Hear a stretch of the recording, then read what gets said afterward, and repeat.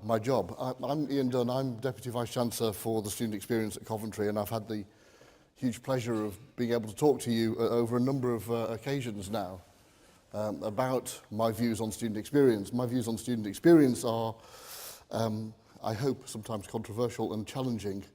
I've decided to abandon my presentation completely on the back of what Louise has just said to you, because actually what Louise has just said to you is much more interesting and actually incredibly relevant to what I really want to say.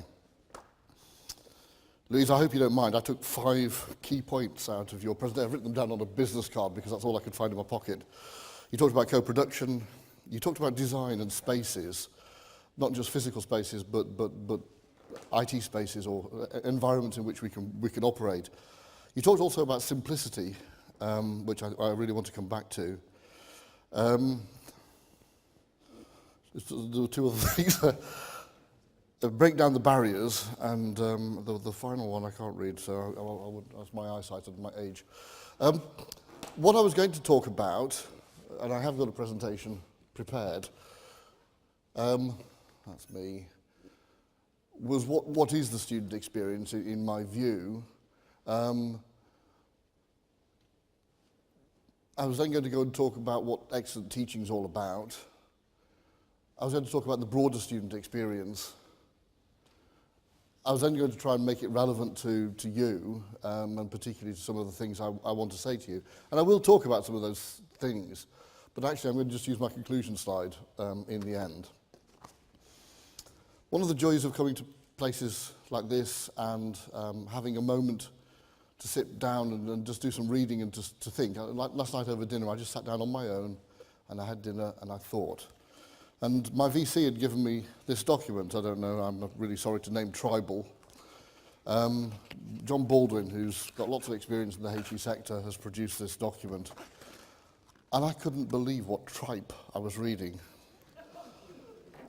I'm sorry, there's an article in here by a professor of marketing who talks about the way in which what HE can learn from retailers. And I've no doubt we can learn lots from retailers, absolutely. But gosh, this was so out of date, so backward looking. Louise, I'd love to hand you this and see what you thought, how young people would behave if we actually treated them like this, because it was just astonishing. And I hope that most of you would adopt these policies, because it means that my university can soar ahead in the league tables. At Coventry, we've been on quite a journey over the last few years. I had an opportunity. I nagged my then VC, Madeline Atkins, who's an amazing woman who now runs HEFCE for the next few, Higher Education Funding Council for England, for the next few months until it dissolves itself in the new green paper scenario. And I would like to talk about that in a few moments. But Madeline had one, if I dare say it, weakness, that she was not particularly interested in data. She's a historian, and she's very focused on the narratives and the stories. Fantastic, really important. I'm an engineer, and data is very important to me, and I like to know where I am.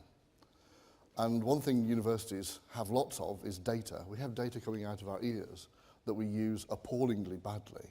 We have no idea about what we're actually using it for, and trying to understand what, particularly when we talk to our students, what they're saying to us. And I nagged Madeline about how we would use data. And so she gave me the job and told me to do it, which was a bit shocking, but there we go. And the job was to try and understand what our students were really saying to us. When I started in this current job, we had a student survey with 2 sides. You know, you'll remember the sort, the optically read thing, costs a fortune to print, costs a fortune to process.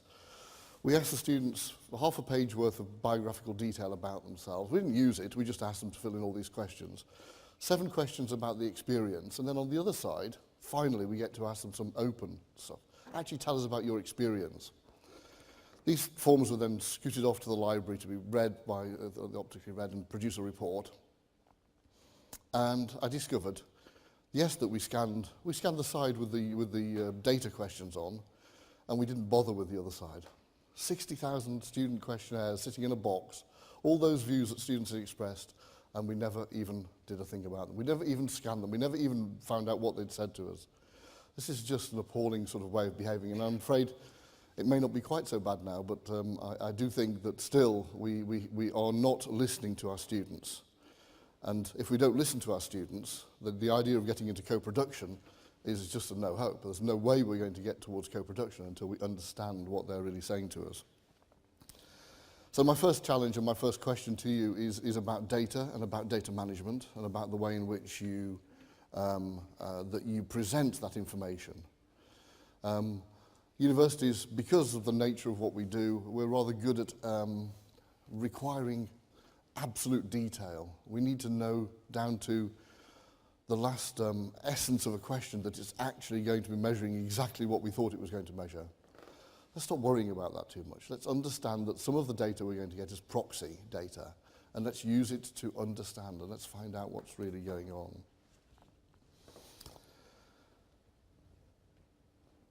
So there's your first challenge, the IS, the information that we have in our institutions. How do we bring it together so that we can make it available, we can liberate it, we can make it available not only to our staff, all of our staff, but to our students as well, so the students understand what's going on inside their courses and so on. The second challenge is about the space in which we operate. What I mean by that is both the technological space and the physical space. I think universities are, as we've started to invest large amounts of money over the last few years in physical spaces, we're getting a little bit better at understanding that we need to change. We need to design for the next generation, not for the last generation. And that involving the students in the design of those spaces is really important, because the way in which they learn is very different to the way in which we learned, and therefore the need for us to create space for them to operate is a real challenge. How can I illustrate this? I spent a lot of time, and I've taken a lot of students around a lot of the world looking at really good examples of learning space design. And you walk into the most extraordinary, technologically enhanced sort of space, and you say to students, wow, this is fantastic, isn't it wonderful?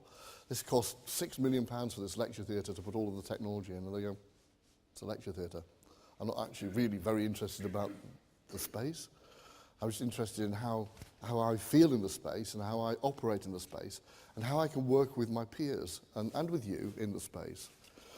And when you start to understand that it's not about whiz-bang, sort of shiny, interesting things, it's actually about spaces which allow people to, and recognizing that we're all different and that we all have different needs, to create spaces which allow people to be different and to operate in different ways, but largely to be creative and together, then we start to understand what we really need to do in the physical space design. That then we should translate on into the IT space and into the information spaces that we create for students. I don't know many people that feel very comfortable in those 600-seat sort of IT labs that we tend to put on university campuses, because they're nice and easy to manage on 24/7 access, because we've got cameras scanning just about everywhere, but sitting in the middle of that room when there's 599 other people around you is really not a great experience. So figuring out those sorts of physical IT spaces, but also the IT environment. I've been talking about the online learning environments and the way in which we integrate all of the things into it. I'm going to upset some people who are probably here now. I had several very interesting and very lovely messages before coming here to say people were looking forward to having a conversation with me. I'm sure some of those meant really, I'm looking forward very much to trying to sell you something. I'm sorry if that's what it really meant.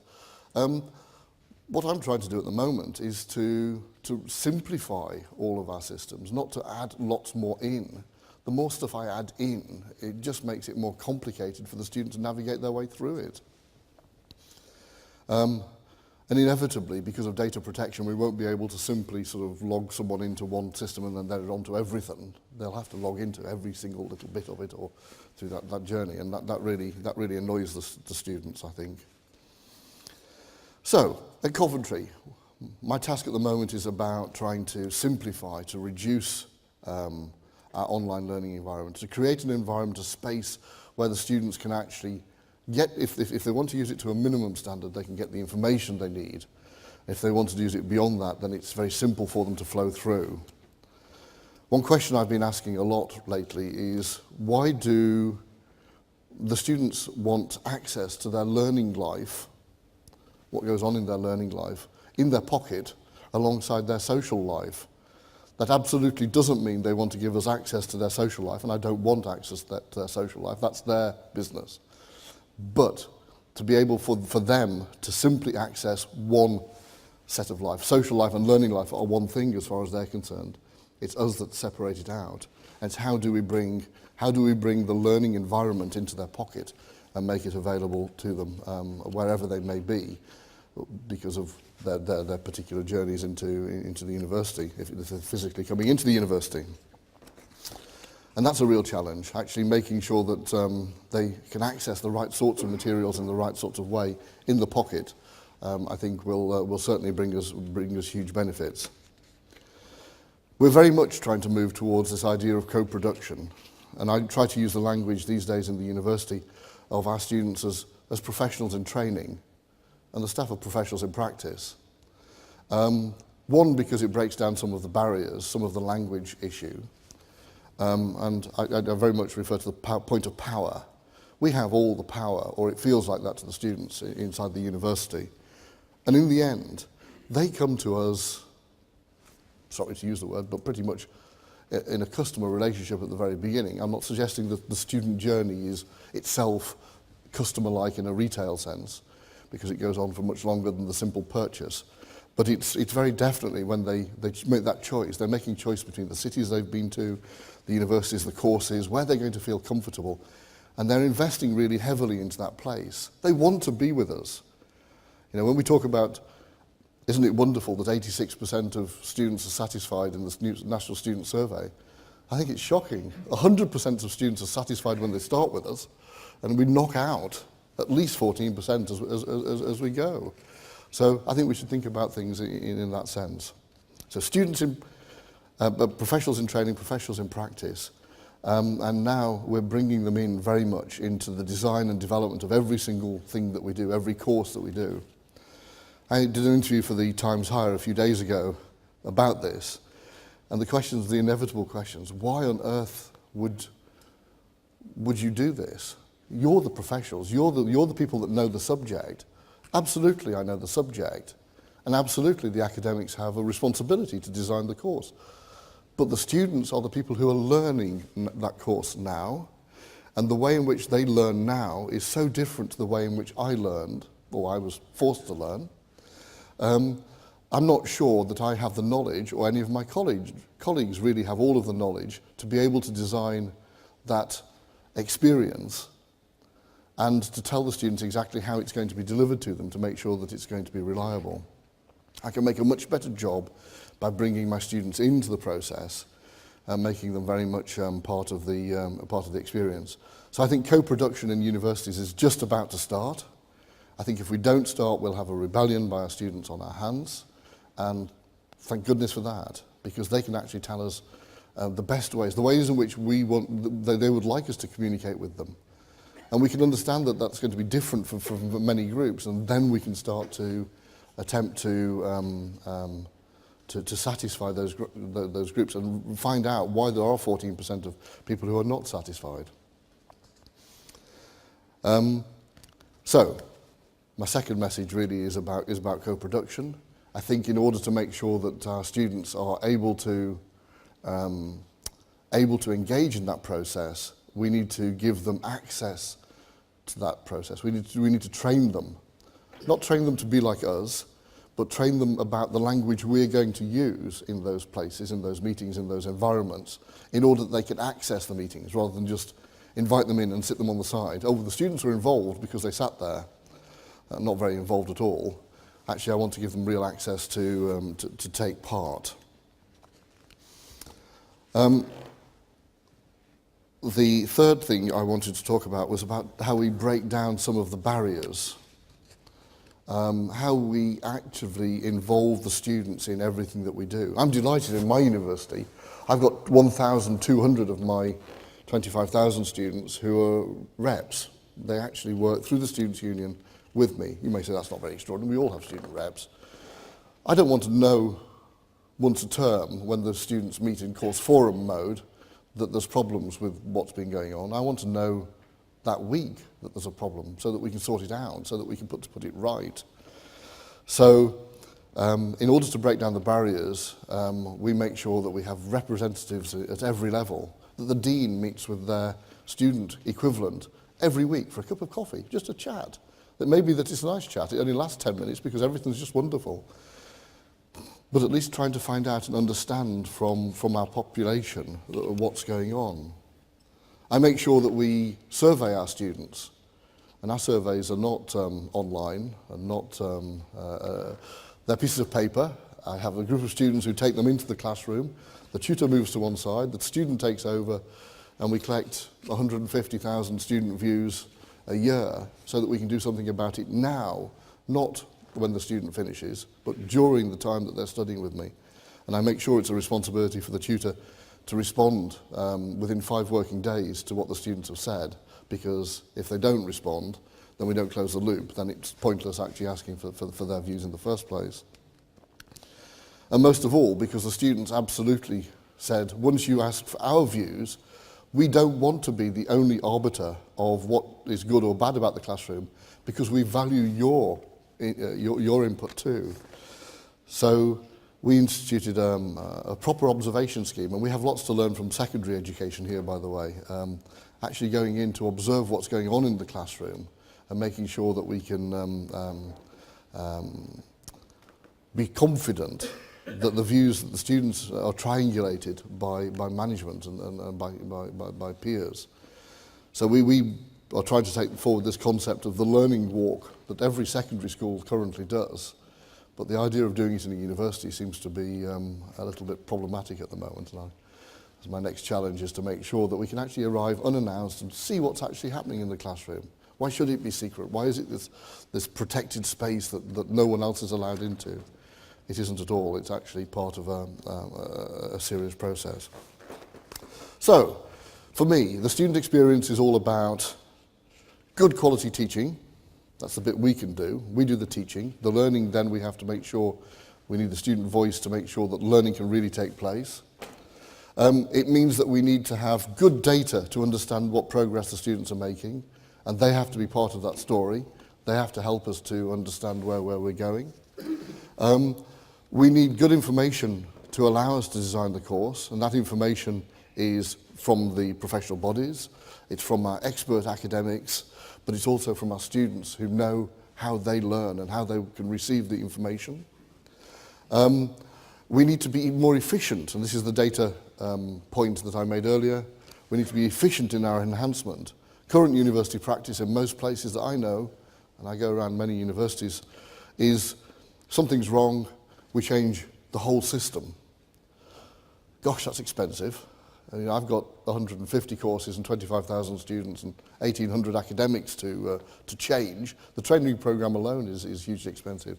If I can identify properly where things are going well and where things are going badly, then I can make changes in a much more pointed way and be much more economically efficient. And whether we like them or not, those league tables, they're really powerful, and they're really going to become more powerful as the teaching excellence framework comes into life, because they're powerful because it starts to begin to give a voice to all of the constituents and all of the populations involved in higher education, not just the academic voice, and that forces us to change. So the way in which our IT infrastructures allow us to design courses, but also to provide us information, is fundamentally important.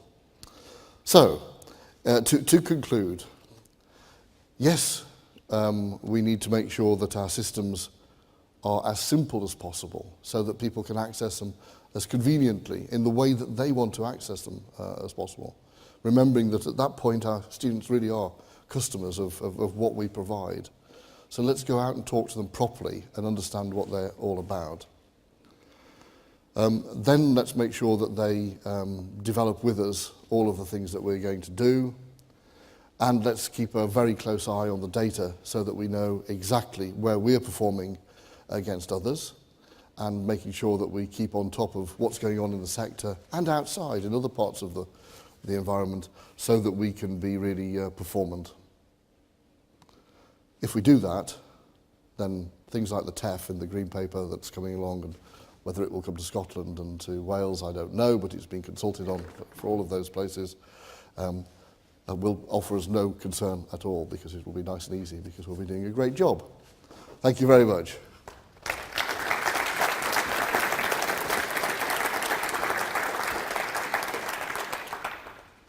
Are there any questions for Ian?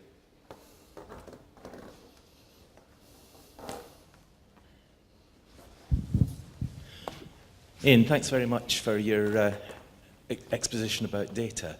I think I would agree with you that we take so much data, and instead of turning it into information, Yes. we ossify it. Data for archaeology rather than data for agriculture. We even take information and turn it into data. Your example of so, should we be continuing the mass data? Or should we be picking up on individual stories and threads from the people that Louise might said wouldn't normally have come into that? Taking what we have known and what we have done and sharing that around and building that using qualitative analysis, whatever, into the bigger stories. Absolutely. The answer is yes. I think out of all of the conversations I've been involved with the Green Paper development and the TEF development, I'm not suggesting I had any real impact in changing things, but the fact that certain metrics are included, I'm delighted about, because they're relevant to the experience. It's about entrance, journey, and outcome. But most important of all is the qualitative statements that we're going to be required to the story we're going to be asked to tell about excellence in our institutions, I think is the beginnings of that. However, we are in a system, I think before we get there, we need to be able to use that data much more intelligently. I like data. I think numbers tell me a good story. I like to red, amber, green things. It looks great on a page, and pretty pictures I can present to governors. And governors like to see, I don't want them to see the detail, I just like a broad sort of view, because otherwise they get very involved in the management of the institution. That's not their job. Sorry, that was just a piece of pain from earlier in the week. The real answer is, let's focus on the right bits of data that actually tell us something useful. I mean, without the data, without that we then convert into information, the bit that bothers me, and I think it fits in with Louise's story really, is the attainment gap issue in higher education. I'm pretty close to declaring that higher education in the UK is, one, institutionally racist. 20% of the 20% gap between BME students and white students entering higher education in this country with the same entrance grade is a shock. I mean, it's just outrageous, and it shouldn't be allowed to continue. I've just commissioned a study because I've pledged that my university, as part of our corporate plan, will eliminate inequality of attainment on the back by 2021, which is the next planning period, not just for BME students, but for on social class groupings and so on. But it's through the data that we can actually tell the story in that particular case, because we need to be able to aggregate. So yes, there's a big piece of data, but the qualitative and the narrative are becoming more and more important in telling the story, because they're so much richer, and the data hides difference, the narrative talks about the difference, and we need both. And I'll just remind people that there is a CISG survey of all the previous information.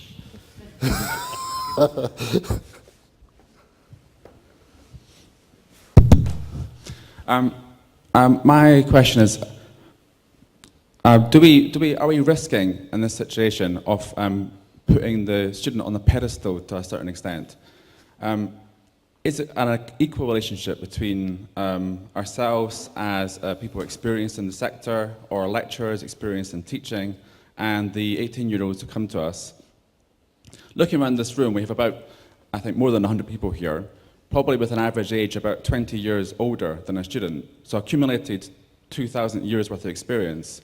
Presumably that 2,000 years worth of experience gives us insights that a student who's 18 does not have.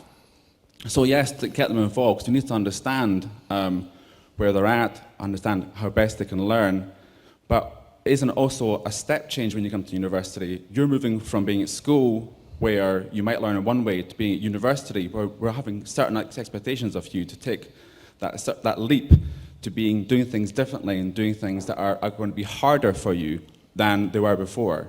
So yes, we should listen and understand, but is it an equal relationship, or is it something where we still have to respect ourselves and our own experience? It's not an equal relationship, but I'd put it actually in the opposite direction to the one you portray, actually. When they're paying and they're building up a debt of the size they are, and I know this is not a financial transaction. This is much more than that. You just have brought the money into it. Yeah. I mean, are you saying that because they're paying for it, that changes how they should learn? Because I think that would not be a good way of seeing a university. I'm not suggesting it changes the way they should learn. I'm suggesting it changes the relationship that we have with the individual. But in any event, to the idea that they arrive at 18 and they are empty, I'm not suggesting that's what you're saying, but some of my colleagues certainly do assume that. Oh, we've got to start from the beginning because they don't know anything, is just so fundamentally wrong.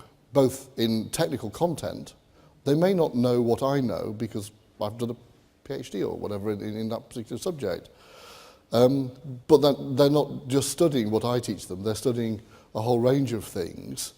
They're arriving with a whole set of life experiences, having operated and grown up at a time which is completely different to the one in which I grew up. I grew up at a time when there were 3 television channels, and never mind any of the access to information, the data I have in my pocket, and so on. The expectations that all of that puts onto them as individuals, all of that information is what we need to bring in. I'm not suggesting we give up our subject expertise, not at all, and nor are the students. They're very much, they're there, they're with us because of our subject expertise. But it's absolutely a journey which we need to take together and not see as a power relationship that we know best. It's when the story becomes we know best that we've lost it. It's knowing that we know our subject and we know the content, but they're the people that are going to take it on for the next 50 years. And they need to be able to be part of that journey and that framing of the subject for the future. So the money, I think, changes things in terms of part of the relationship. Am I happy about that? No, I'm not. I think education should be available for everyone who can benefit from it, and there's so many more people now benefiting from it, but I'm sure there are certain parts of society who are now more excluded than ever before, and that's just starting to emerge. So you're from certain socioeconomic groups and so on, that you're more excluded than ever from higher education. But it does change the relationship. We have to be aware of the fact that as we develop those young people, they are going to have to pay back that money at some point, and therefore this is on their minds, and we must help them to deal with it. But actually, for all the evidence I have so far is that we can design much better courses with partnership with our students, because they bring real deep insight from their experience into it. And I've perhaps forgotten some of those insights, having passed that age some time ago. I think you were rather generous with the 20 years of, by the way.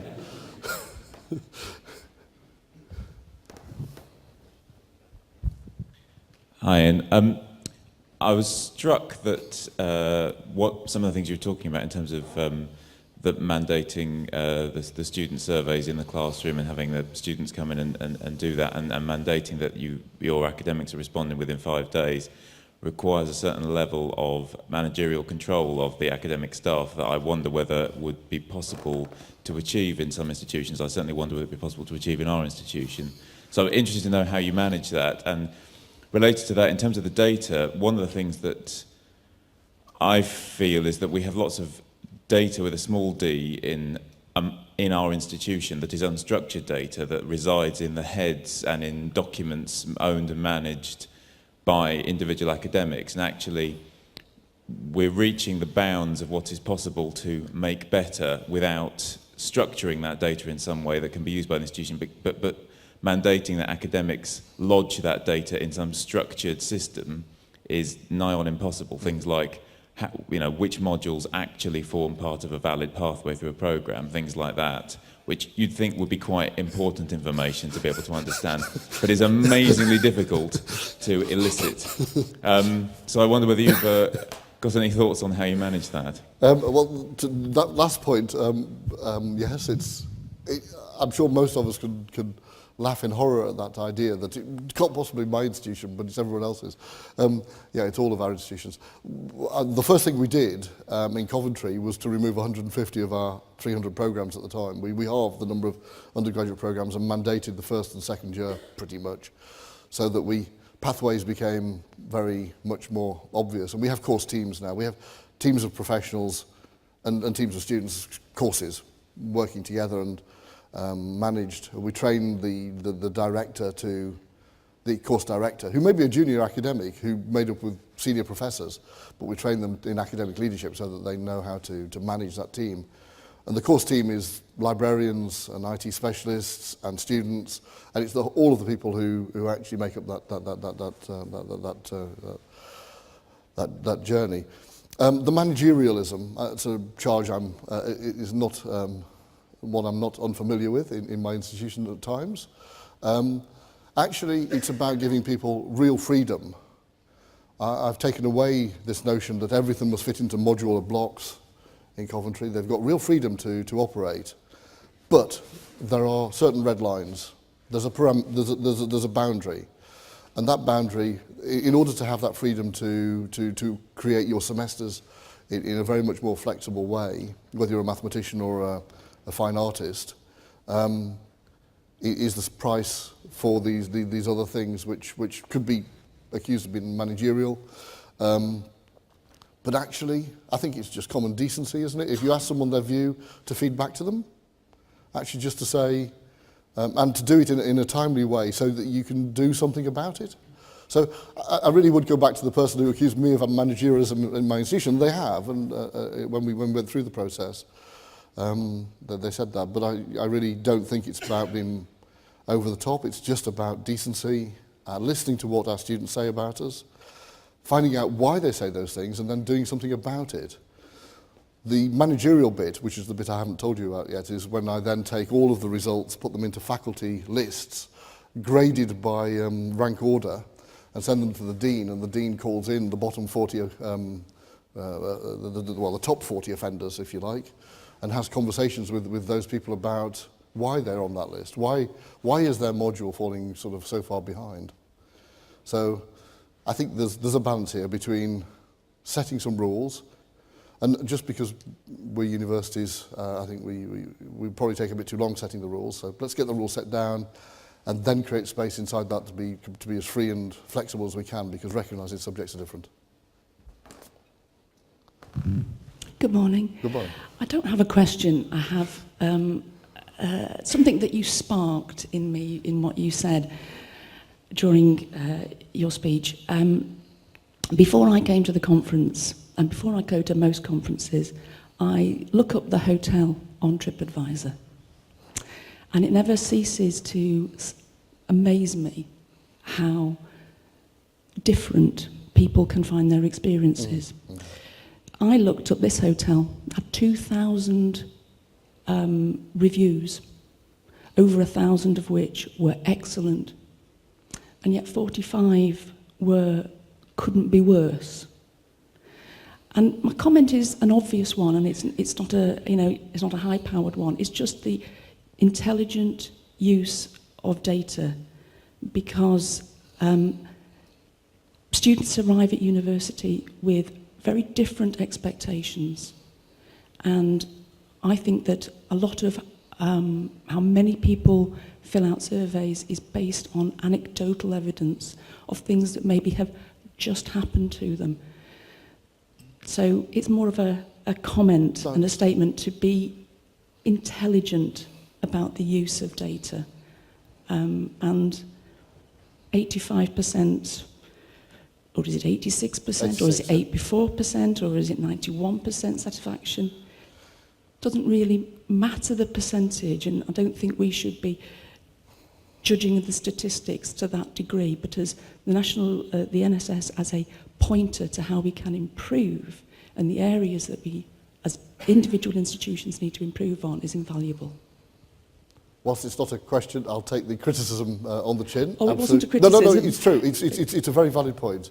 The only response I would make is that actually, yes, all of our students arrive with a set of expectations. I say I have 25,000 students and therefore perhaps 50,000 student experiences. Who knows? The expectation that they arrive with, however, is one of being able to operate in an environment, and it doesn't work out for everyone. Absolutely, it doesn't work out for everyone. However, the National Student Survey is, of course, at the end of their experience. So those people for whom, and we do need more information about the people, why they drop out in the earlier phases and so on. But those are people who actively want to, in my opinion, have a positive experience of where they are. They've invested incredibly heavily in being where they are. So yes, we should be intelligent about how we use the data, and 1% here or there is pretty irrelevant until you get until you look at the league tables, and then it has huge relevance, unfortunately. But there are certain things, I think we have to be really careful. There are certain things out of which, out of the student survey, that students keep telling us that we don't do, and therefore it's our own fault that we get those scores. There are certain things that we need to do out of the intelligence. Keep it simple, make sure that we focus really clearly onto high quality teaching and learning, so the classroom experience is as positive as possible, and that we take seriously their views. I think if we did those three things, and they're very loud in the student survey, we'd find that we improved a considerable number of